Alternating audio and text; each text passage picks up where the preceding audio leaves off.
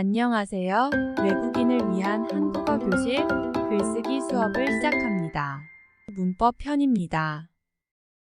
먼저 지난 시간에 이어 예문의 두 번째 문장을 살펴봅시다. 주어는 일부 평론가들은 이고 서술어는 인정된다 입니다. 오늘 얘기는 인정된다 가 아니라 인정한다 가 맞다는 내용입니다. 이걸 이해하기 위해서 이번 시간은 동사와 형용사가 서술어로 쓰일 때 하다 라는 표현에 대해 살펴봅니다. 하다는 어떤 동작을 행한다는 의미로 문장 맨 뒤에 따로 쓰일 때가 많고 이때 하다의 품사는 동사입니다.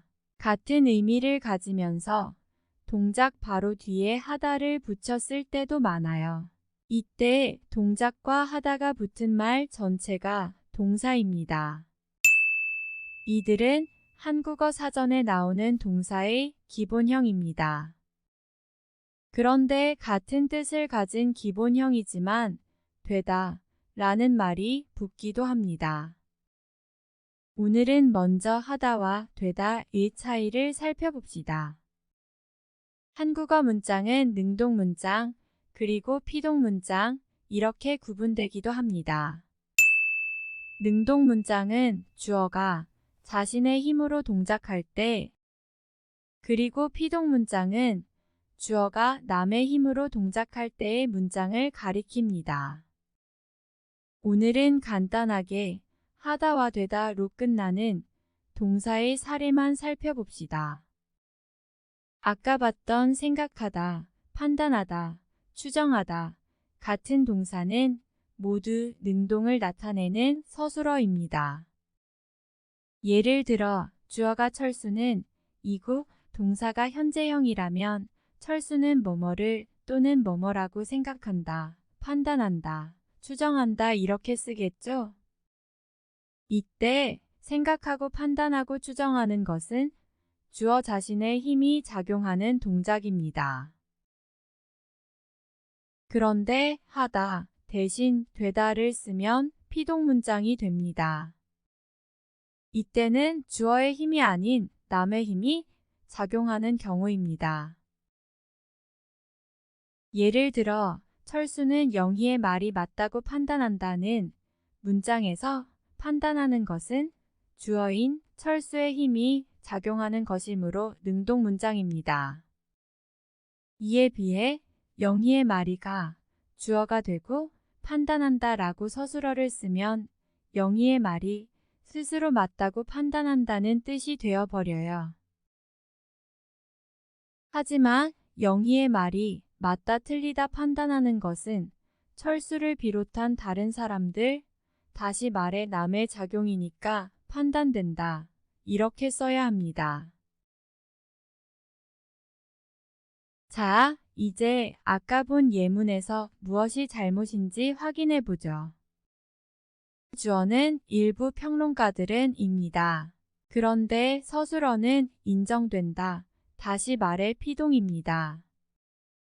인공지능의 작품을 예술로 인정하는 행위는 주어인 일부 평론가들이 하는 것이죠. 그래서 인정한다로 써야 합니다. 만일 인공지능의 작품은 이 주어가 된다면 인정된다 라고 써야겠죠. 이렇게 한국어 서술어에 하다로 끝나는 동사가 많다 보니까 하다가 나오면 무조건 동사라고 생각하는 학생들이 가끔 있어요. 하지만 한국어 형용사에도 하다로 끝나는 말이 많습니다. 그러니까 현재형으로 쓸 때 건강한다, 행복한다 이렇게 쓰면 안 되겠죠? 한 가지만 더 볼게요. 어떤 학생이 썼던 문장입니다. 이 책의 저자는 화가일 뿐만 아니라 크리에이터이기도 한다. 이 문장은 어떤 저자가 화가와 크리에이터 두 가지 직업을 갖고 있다는 뜻입니다. 여기서 한다의 기본형 하다는 화가의 상태를 나타내니까 형용사입니다.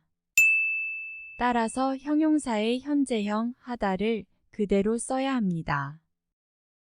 자, 이제 서술어로 쓰이는 또 한 가지 표현을 살펴봅시다. 지금까지 서술어에는 동사와 형용사 두 가지가 쓰인다고 얘기했죠. 한국어에서는 서술어로 이 외에도 이다라는 형태가 많이 쓰입니다. 지난 시간에 주어를 쓸 때 주로 명사 뒤에 조사를 붙여서 이게 주어야 라고 알려준다고 했죠. 서술어에서도요. 명사 뒤에 이다라는 조사를 붙여서 이게 서술어야 라고 알려줍니다. 현재형일 때는 그냥 이다를 붙이면 되고요. 이럴 때 주어와 서술어는 같은 대상을 가리킵니다. 무엇이 또는 누가, 무엇 또는 누구이다. 이런 형태입니다. 예를 들어 철수는 학생이다. 라는 문장에서 철수와 학생은 같은 대상입니다. 다른 예문을 볼까요? 인공지능은 인간의 지능을 갖춘 컴퓨터 시스템이다. 라는 문장에서 주어는 인공지능은 이고 서술어는 컴퓨터 시스템이다. 다시 말해 컴퓨터 시스템이라는 명사에 이다를 붙이면 됩니다. 다만 서술어에 쓰이는 이다 앞에 꼭 명사만 오는 게 아닙니다. 오늘은 이런 문장들처럼 명사가 아닌 품사에도 이다를 붙이면 서술어가 된다. 이 정도만 기억하자고요. 또한 서술어에는 동사, 형용사, 이다 이렇게 세 가지 형태가 쓰인다는 것도 기억합시다. 그런데요, 가끔 서술어에서 이다와 있다를 혼동해서 잘못 쓰는 경우가 발견됩니다. 예를 들어 컴퓨터 시스템 이다를 컴퓨터 시스템 있다 라고 쓰는 경우죠. 있다는 서술어로 쓰일 때 동사와 형용사 두 가지로 모두 사용됩니다. 동사로 쓰일 때는 집에 있다, 조용히 있다 이럴 때처럼 어떤 움직임을 보이지 않고 유지하고 있을 때 많이 사용됩니다. 이에 비해서 형용사로 쓰일 때는 사람이 있다, 없다 또는 기회가 있다, 없다 이럴 때처럼 무엇이 존재하는지, 존재하지 않는지 상태를 표현할 때 많이 사용됩니다. 이제 동사나 형용사로 쓰이는 있다와 주어와 같은 대상을 가리키는 서술어의 이다가 구별되나요? 자, 이제 지난 시간부터 지금까지 공부한 내용을 복습해 봅시다. 빨간색으로 표시된 부분을 맞게 고쳐보세요. 파란색으로 표시된 부분이 정답입니다.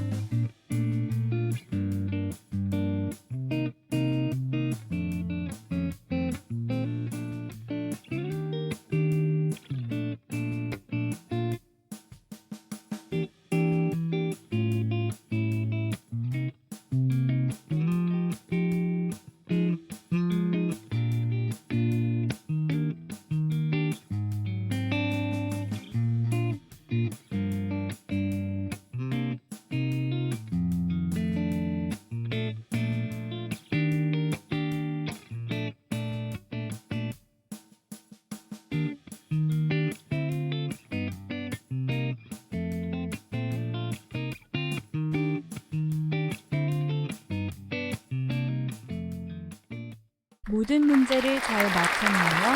그럼 다음 시간에 다시 만나요.